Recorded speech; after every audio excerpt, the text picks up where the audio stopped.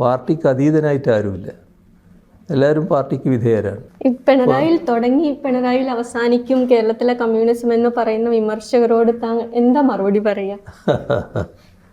അതെല്ലാം ആഗ്രഹങ്ങളാണ്. ആ ആഗ്രഹങ്ങൾ പലതും ചിലപ്പോൾ മനസ്സിൽ വെക്കാതെ ഇങ്ങനെ പുറത്ത് പറഞ്ഞു വരും, അതിൻ്റെ ഭാഗമായിട്ട് പറയുന്നതാണ്.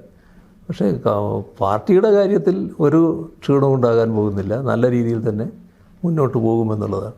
ഞാൻ എല്ലാ കാലത്തും ഒരു പാർട്ടിയുടെ ഏകദേശം ഒരു വളണ്ടിയറെ പോലെയാണ്. പാർട്ടി എന്താണോ പറയുന്നത് അതനുസരിച്ച് നിൽക്കുക എന്നുള്ളൊരു നിലപാടാണ് എപ്പോഴും സ്വീകരിക്കാറുള്ളത്. കഴിഞ്ഞ ഗവൺമെൻറ് അവസാന സമയത്ത് CM അസംബ്ലിയിലൊരു രസകരമായ സ്റ്റേറ്റ്മെൻറ്റ് നടത്തി. രമേശ് ചെന്നിത്തല മികച്ച പ്രതിപക്ഷ നേതാവാണ്, അതുകൊണ്ട് അദ്ദേഹം ഇനി പ്രതിപക്ഷ നേതാവായി തുടരുമെന്നാണ് പ്രതീക്ഷിക്കുന്നത്. ഇപ്പോൾ ഇത് അടുത്ത VD സതീശൻ പ്രതിപക്ഷ നേതാവായി നിൽക്കുകയാണ്. എങ്ങനെയാണ്? അതിൻ്റെ ഒന്നും സമയമായില്ല, തെരഞ്ഞെടുപ്പിലേക്ക് പോകാനായിട്ടില്ല, അന്നേരം പറയാം നമുക്ക്.